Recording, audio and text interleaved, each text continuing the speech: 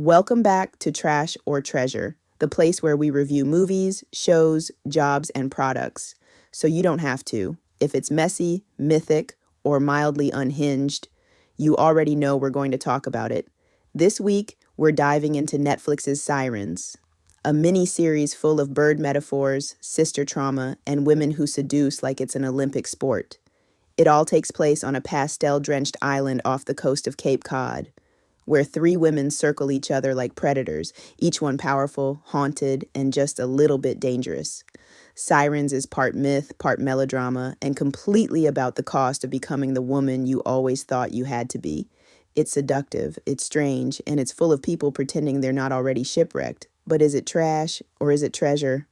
Let's recap the series. We open in Buffalo with Devon, a walking storm of bad decisions and stubborn loyalty, stepping out of a police station wearing a club dress and last night's regrets. She's a recovering alcoholic who's replaced the bottle with a new addiction, sex. And now she's got a mission, bring her estranged sister Simone back home. But Simone isn't the same girl Devon remembers. She's living on an exclusive island now, working as the polished personal assistant to Michaela, a former high-powered attorney turned philanthropic bird rescuer. Simone's let go of their past. She's refined, distant, curated like an Instagram feed. She wears muted tones and calls her boss Kiki. And Michaela, she's married to Peter, a hedge fund billionaire. She hosts lavish fundraisers in a seaside mansion, keeps falcons, and commands a staff that follows her around like well-trained pets. Devon shows up uninvited, still in her jail clothes, dragging a giant edible arrangement. She wants answers. She wants Simone to come home and help care for their father, who's battling dementia. But what she finds is a sister who's erased her past so thoroughly. It's like Devon was never part of her story at all.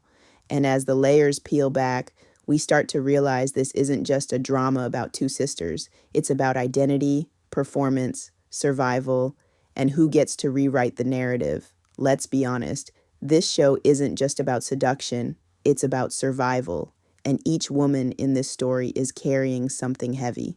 So first, there's Michaela. Elegant, composed, totally in control, or so it seems.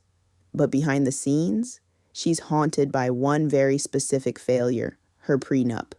See, Michaela signed an agreement with Peter that said if she ever had a child, the prenup would be void. 13 years later, no children, no way out. So instead, she channels that loss into saving things. Birds, staff, Simone. But really, she's trying to save herself. Then we have Simone, outwardly perfect, inwardly wrecked.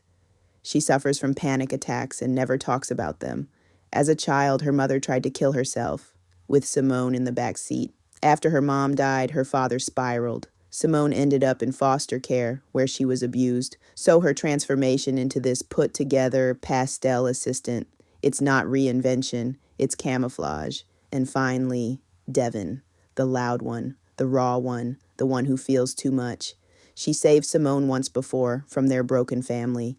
She fought for custody, worked 3 jobs, raised her, and now she's trying to do it again. But here's the thing. What if Devon isn't just trying to save her sister? What if she's addicted to the feeling of saving her? What if she's been sirened by Simone, not maliciously, but emotionally? Devon doesn't just need to help Simone. She needs it to make sense of her own pain. Let me ask you something. Have you ever clung to someone, not because they needed you, but because you needed to feel needed? Now let's get into the real meat of the show, the sirens. In mythology, sirens lured sailors to their deaths with enchanting songs. In Sirens, those songs are replaced with ambition, vulnerability, and a whole lot of unspoken pain. Let's start with Devon. Devon is the emotional siren. She doesn't seduce on purpose, she just is. Raw, messy, open. Men are drawn to her because they want to fix her. But she's the one trying to fix everyone else. Her emotions are a storm, and somehow that becomes its own kind of pull. Then there's Michaela. Michaela is the siren wrapped in silk. She lives in a house on a cliff. She walks like royalty and whispers like a goddess. She has birds of prey and a trio of assistants who repeat her every word like a siren chorus. She's regal, calculated, obsessed with appearances, and she seduced Peter away from his first wife. But now She's starting to lose her grip. And finally, Simone. Simone is the siren in disguise. At first, she seems like the innocent, the assistant, the survivor, the good girl. But by episode 4, titled Persephone, we see her for who she is. She's been sleeping with Ethan, Peter's best friend. She lets him think she loves him. Then she shuts him down without blinking. Ray, Devin's boss and occasional lover, says it best. She destroys every man she dates. And he's right. Simone is quiet, controlled, and absolutely lethal when she wants to be. This show doesn't just borrow from mythology, it lives in it. Michaela's house, it's a modern siren's rock, perched on a cliff, full of fragile people crashing against the edges. Her AI system, it's literally called Zeus, power, command, illusion. Simone's big episode is named after Persephone, the goddess taken to the underworld, who eventually becomes its queen. Even the show's soundtrack is full of choral voices, reminding us this is a tragedy in slow motion. And those 3 women who follow Michaela around, that's your Greek chorus, baby. Even Devin and Simone's emergency code is sirens because they've both been calling for help. And no one ever really came. And just when you think the storm is over, the show gives you one last wave. Michaela finds out Peter kissed Simone. The cracks become earthquakes. Simone starts spiraling. She pretends she'll go back to Buffalo with Devin. She says all the right things, nods in all the right moments. But she never meant to leave. She never meant to be rescued. Meanwhile, Peter opens up. He has panic attacks too. He connects with Simone in a way he never did with Michaela. And then he divorces Michaela, burns the incriminating photo, and names Simone his new wife.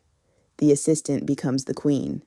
So now we ask, was Simone always the real siren, or could it be that Peter is one too? Is he a seducer in disguise? Or just another sailor who never saw the rocks coming? So here's the truth. Sirens is messy, it's dramatic, it doesn't care if you're comfortable, and that makes it treasure. This is a story about women in power, about who gets to sing and who gets silenced. It's about reinvention, performance, control. It's not a perfect show. Not every subplot lands. Some characters feel thin, but the core trio, Devin, Simone, Michaela, that story, it's worth every minute. So tell me, who was the real siren in Sirens? Was it Michaela, Simone, Devins, or Peter?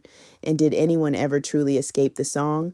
Drop your thoughts in the comments, hit like, subscribe, and follow Trash or Treasure, where we break down the myth, the mess, and the meaning behind your favorite chaos. Until next time, don't follow the song too closely. You might not come back.